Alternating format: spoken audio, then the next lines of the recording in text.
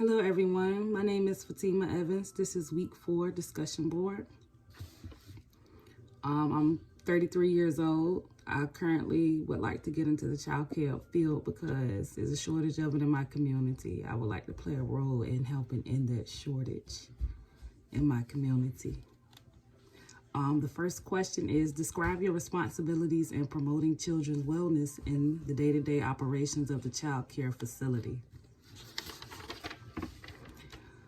To me, promoting children's wellness in the child care center is a very important responsibility.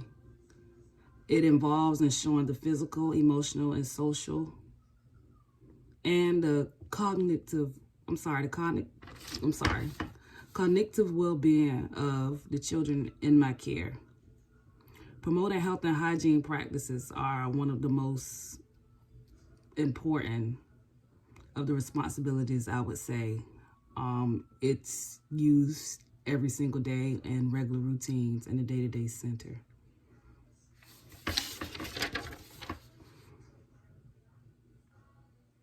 Next is, explain how your responsibilities in promoting children's wellness vary by age. It's very important. The health practices definitely, absolutely vary by age. And it is my duty to make sure that I, as a caregiver or any caregiver, provide the appropriate practice, the appropriate age of practice. I'm sorry, I'm a little nervous as well. The age appropriate practice is what I'm trying to say. The age appropriate practice to the child. For example, since we're dealing with health practices, was what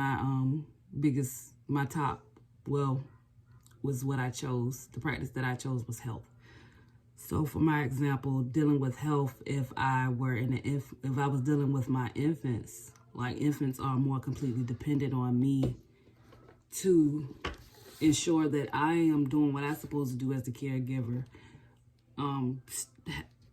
demonstrating good health practices with washing my hands, making sure I wash and bathe them, making sure bottles are clean and sanitized, labeled correctly, milk is made correctly, versus preschoolers. My preschoolers, they're not on milk.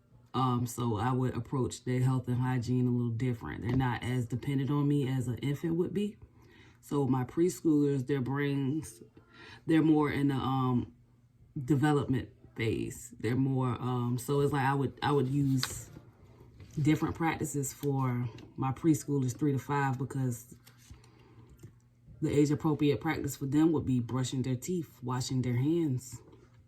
I wouldn't teach an infant how to brush their teeth because that wouldn't be the age appropriate practice for an infant.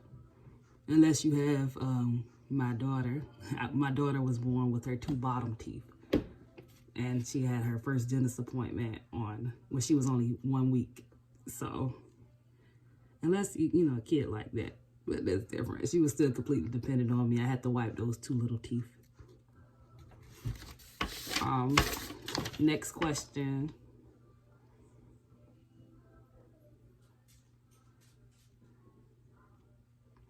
Discuss responsibilities in promoting children's wellness in a broader content.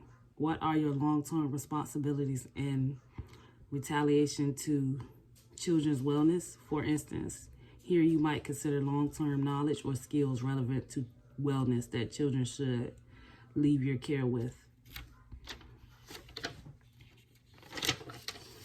Answering that, I feel like healthy well-being, it sets the foundation. Promoting